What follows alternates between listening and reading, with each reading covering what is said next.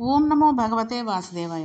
నిన్న మనం ద్రౌపదీదేవి భీమసేనుడి దగ్గరికి వచ్చి తన బాధలనన్నీ చెప్పుకుంటూ భీముడిని ధర్మరాజు గారిని కూడా గొప్పవారిగానే చెబుతూ అందంగా మాట్లాడుతూ ఆవిడ ఒకవేళ కీచకుణ్ణి చంపుతానని నువ్వు కనుక చెప్పకపోతే నేనే విషం తాగి కానీ అగ్నిలో దూకి కానీ నీళ్లలో దూకి కానీ ఉరిపోసుకుని కానీ చచ్చిపోతాను అని చెప్పింది. ఈ మాటలు అనేసరికి ఇక దాని మీద చర్చ అనేది ఏముండదు కదండి. ఏది జరగాలని ఆవిడ వచ్చిందో అది జరిగిపోయింది. కాబట్టి ఆవిడ ఏం కోరుకుంది? భీముడు మారాలి, కీచకుడిని చంపుతానని ప్రతిజ్ఞ చెయ్యాలి అనుకుంది. కాబట్టి వెంటనే భీముడు కూడా దుఃఖంతో కుమిలిపోతూ క్రోధంతో ఊగిపోయి ప్రతిజ్ఞ చేసేశాడు. కీచకుడు ఎక్కడికి వెళ్ళి ఏ ప్రదేశంలో అయినా సరే దాక్కున్నా ఆ ధర్మరాజే వచ్చి భీమా కీచకుని చంపవద్దని నా ఎదురుగుండా నిలబడినా నీవే కారణ్యం వహించి మళ్ళా వచ్చి కీచకుని చంపవద్దని చెప్పినా నేను మాత్రం ఆగను. నేను కీచకుడిని చంపి తీరుతాను. అది నా ప్రతిజ్ఞ అన్నాడు. అనగానే ఆవిడ పొంగిపోయింది, చాలా సంతోషించింది. ఆవిడ కోరిక తీరింది, ఆనందపడిపోయింది. భీమసేనుడు చాలా దూరాలోచన కలిగినవాడు. ఆయన ఎంత జాగ్రత్తగా ఆలోచిస్తాడో మనకి విరాట పర్వంలో అర్థమవుతుంది. ఆయన అన్నాడు, ద్రౌపది ఇంతకు పూర్వం కష్టాలు పడిన వారు ఎందరో ఉన్నారు. చవనుడు 2 కళ్ళు పోతే తనకు భారీగా ఉండమని అడిగితే సంయాతి కుమార్తె సుకన్య చవనుడిని అనుగమించి వృద్ధుడైన కళ్ళు లేని చవన మహర్షిని సేవించి లోకంలో వినుతికెక్కలేదా? రామచంద్రమూర్తితో అరణ్యవాసం చేసి సీతమ్మ తల్లి ఎన్ని కష్టాలు పడైనా సరే ధర్మాన్ని నిలబెట్టుకోలేదా? అగస్త్య మహర్షితో కలిసి లోపాముద్ర అరణ్యంలో ఆయన వెంట తిరుగుతూ కూడా మహాపతివ్రత అన్న పేరుని తెచ్చుకుని సుఖపడలేదా? వాళ్ళందరూ ఇన్ని కష్టాలు పడి ఓర్పుతో ఉండి సుఖాలను పొందలేదా? నీవు కూడా కొద్దిగా ఓర్పు పట్టు. అజ్ఞాతవాసం 11 నెలలు పూర్తయిపోయింది. ఇంకొక నెల ఉంది. ఈ అజ్ఞాతవాసం అయిపోయింది అంటే మనం కౌరవులందరినీ సంహరించి పట్టాభిషేకం చేసుకుని ఇంకా సంతోషంగా ఉండే కాలం సంప్రాప్తమైంది. ఒక్క నెల ఓర్పు పట్టాలి. అంతవరకు మనం తొందరపడకూడదు. కాబట్టి నీవు కూడా ఆపదలకు వచ్చి ధైర్యంతో నిలబడి మనం కూడా సుఖం పొందే స్థితిని అనుభవిద్దువు గాని. ద్రౌపది ఊరడిల్లన్నాడు. కీచకుణ్ణి సంహరించడం అంటే కేవలం ప్రతిజ్ఞ చేసి చంపేస్తానని అనలేదు. ఆయన అన్నాడు, కీచకుడు నీ మీద తమకాన్ని పొంది ఉన్నాడు కాబట్టి మళ్ళీ వస్తాడు. మళ్ళీ వచ్చినప్పుడు ఈసారి నువ్వు భయపడకుండా నీవు కూడా ఆయన యందు అనురక్త అయినట్లు ప్రవర్తించి చీకటి పడిన తర్వాత నర్తనశాలకు ఒక్కడే రావాలని నియమం పెట్టు. నర్తనశాలకు పగటివేళ అందరూ వచ్చి నాట్యం నేర్చుకుని వెళ్ళిపోతారు. రాత్రివేళ అక్కడ ఎవరూ ఉండరు. కాబట్టి అక్కడ చీకటిగా ఉంటుంది. తాను చేసే తప్పు పనికి ఆ ప్రదేశం అనువుగా ఉంటుంది కాబట్టి అతను అక్కడికి రావడానికి సందేహించడు. అతను నర్తనశాలకు వస్తాడు. చీకటిలో ఎవరూ లేని చోట కీచకునితో పెనికి సంహరిస్తాను. దీనికి మార్గం అది ఒక్కటే. కాబట్టి నువ్వు ధైర్యంగా ఉండు. ఈ మాట వచ్చినప్పుడు అతనిని నర్తనశాలకు రమ్మనమని చెప్పు. ఎక్కువసేపు నువ్వు ఇక్కడ ఉన్నట్లయితే అనుమానపడతారు. ఈయనతో ఇంతసేపు ఎందుకు మాట్లాడుతోంది అని అనుకుంటారు. కాబట్టి వెంటనే నువ్వు ఇక్కడి నుంచి వెళ్ళిపో అన్నాడు. సరేనని ఆవిడ ధైర్యంగా వెళ్ళిపోయి తన శయ్య మీద పడుకుందే కానీ ఆమెకు నిద్ర పట్టలేదు. అటూ ఇటూ దొర్లుతూనే ఉంది. కన్నుల వెంట నీరు పెట్టుకుంటూనే ఉంది. బాధపడుతూనే ఉంది. ఆ బాధ ఎంత బాధ అండి!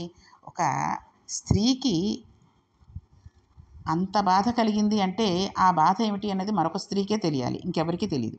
కాబట్టి అంత బాధపడుతూ ఆవిడ ఆ రోజు నిద్ర పట్టకపోయినా ఆ మంచం మీద అలాగా దొర్లుతూనే ఉంది. ఈలోగా సూర్యోదయం అయింది. అది లోకానికి సూర్యోదయం. ఆ సూర్యోదయాన్ని తిక్కన గారు చాలా అద్భుతంగా వర్ణించారండి. ఆయన సోమయాజి. ప్రతిరోజు సూర్యోదయాన్ని బట్టి సంధ్యావందనం చేసిన మహానుభావుడు ఆయన. అసలు సూర్యోదయం మనం ఉదయించే సూర్యుడిని చూడాలంటేనండి సముద్రం దగ్గరికి వెళ్ళాలండి.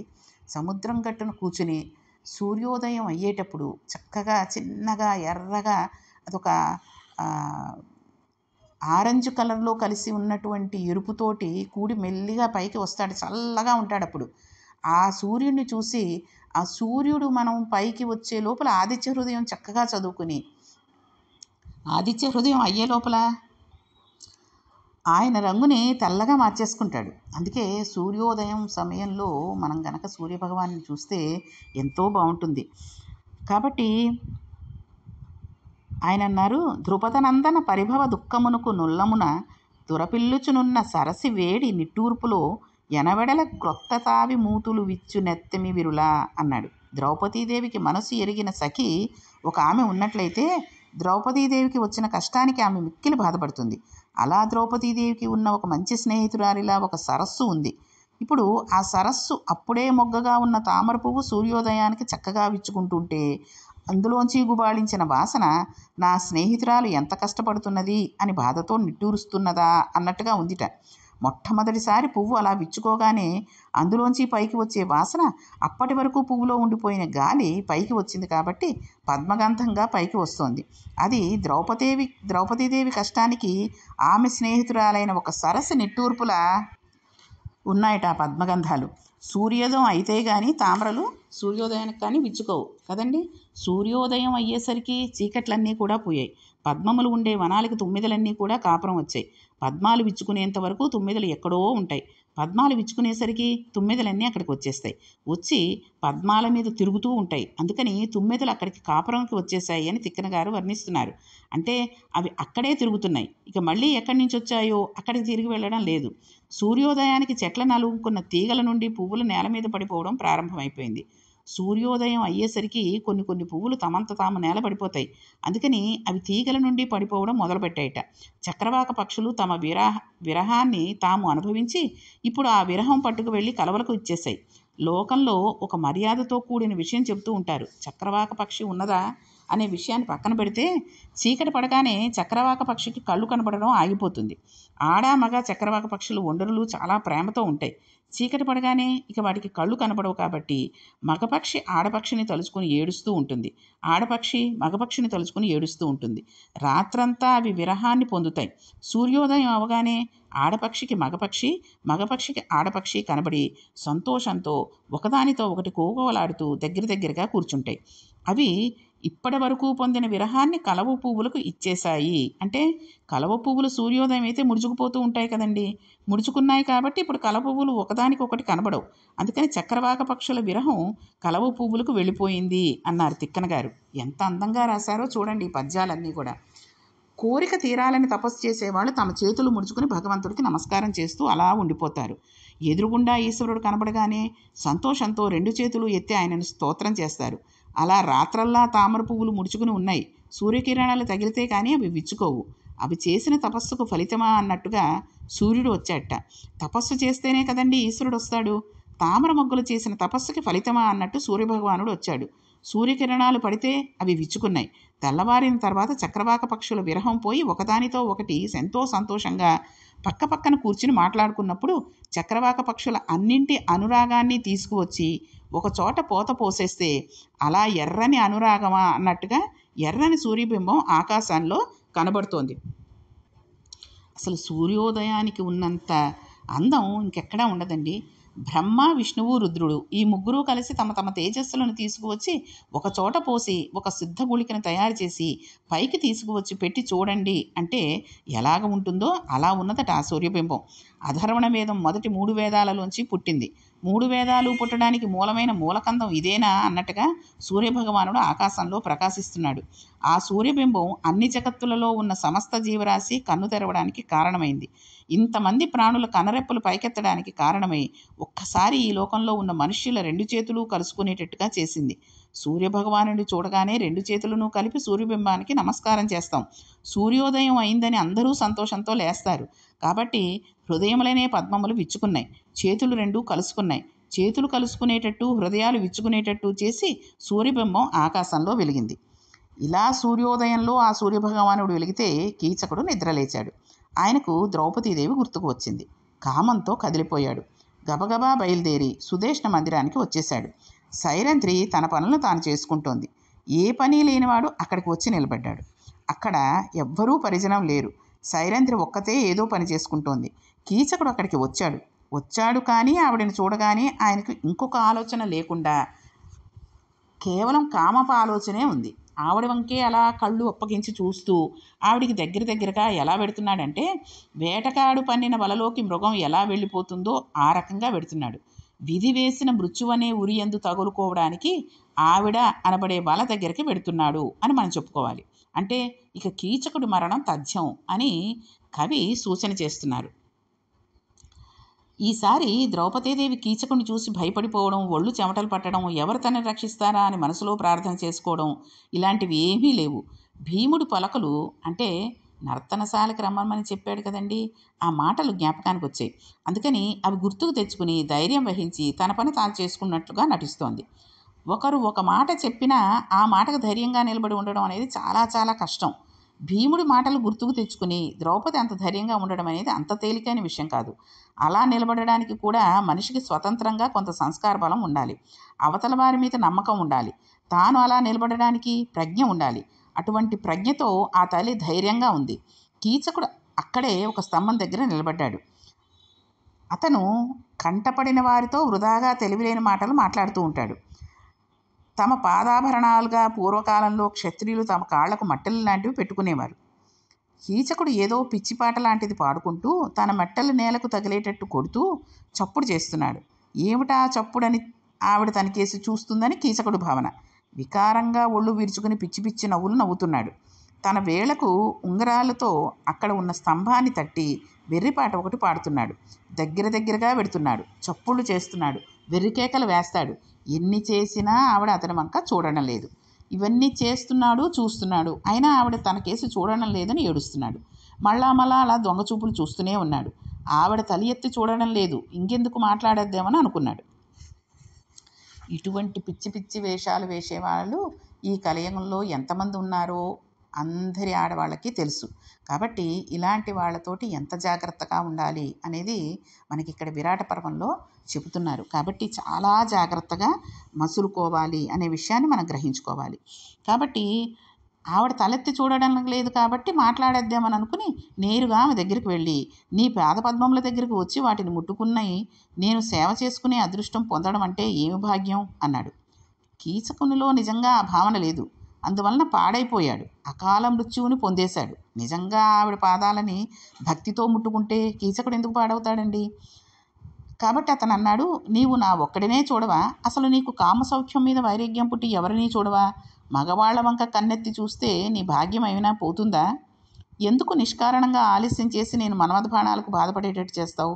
నీవు నన్నేలుకుంటే, నాకు సౌఖ్యాన్ని కటాక్షిస్తే నువ్వు ఈ అంతఃపురానికి అంతటికీ మహారాజ్ఞమై ఇంతమందిని శాసించగలిగిన దానివి అవుతావు. నిన్నటి రోజున విరాటరాజు ప్రవర్తనని ఇప్పుడు అడ్డుపెట్టి మాట్లాడుతున్నాడు అతను. ఆయన అన్నాడు, నేను ఈ భూమండలం మీద ఉన్న సమస్త రాజులను ఓడించిన వాడిని. నేనే ఈ రాజ్యాన్ని అంతటినీ పరిపాలిస్తున్నాను. నా ఆజ్ఞకు ఎదురు లేదు. నేను కోరుకున్న దానిని వద్దనగల మొనగాడు లేడు. అయితే రాజు ఉన్నాడు కదా అని అనుకుంటున్నావేమో.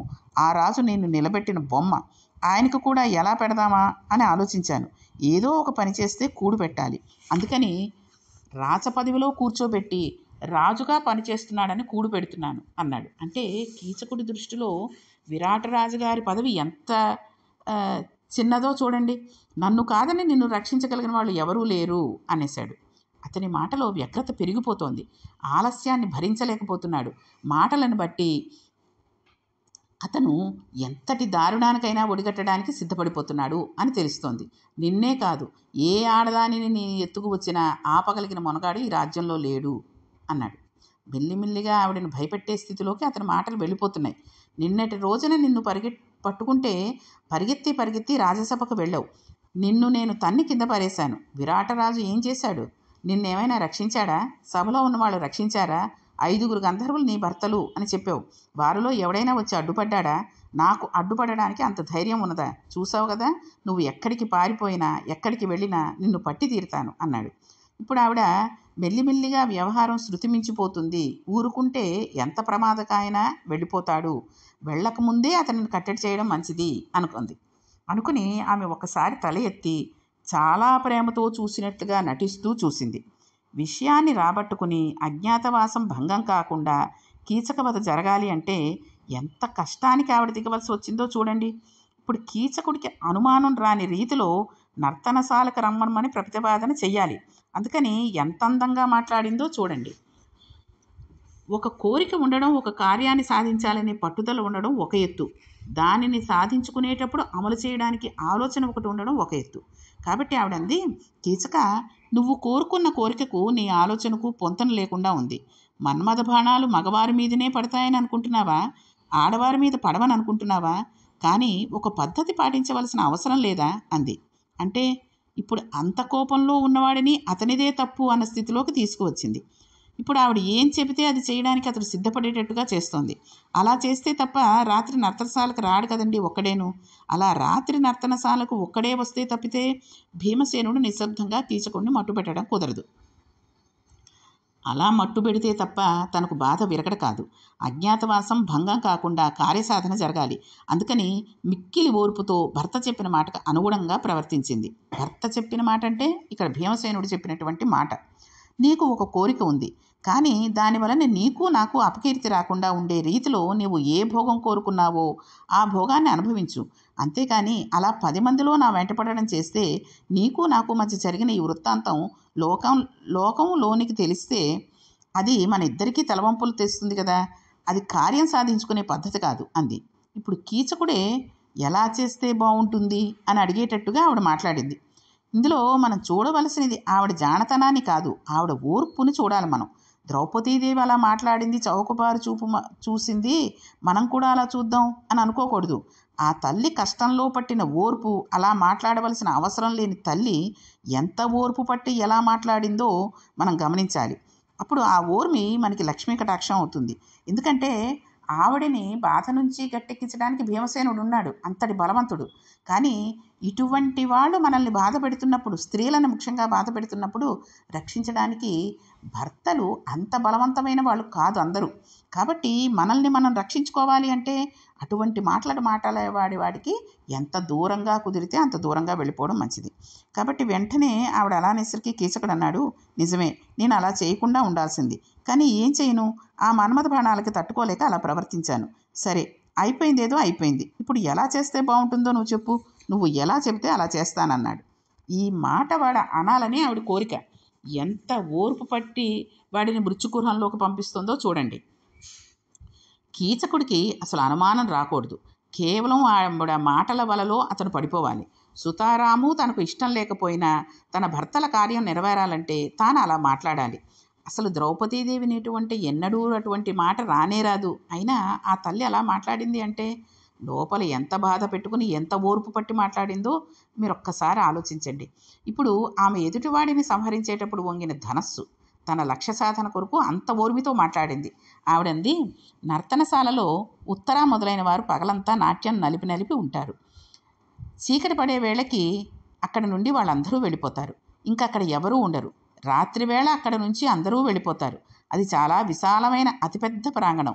చీకటిలో ఎవ్వరికీ తెలియకుండా చెయ్యాలనుకున్న పనులకు అటువంటి చోటు చాలా బాగుంటుంది అని చెప్పింది.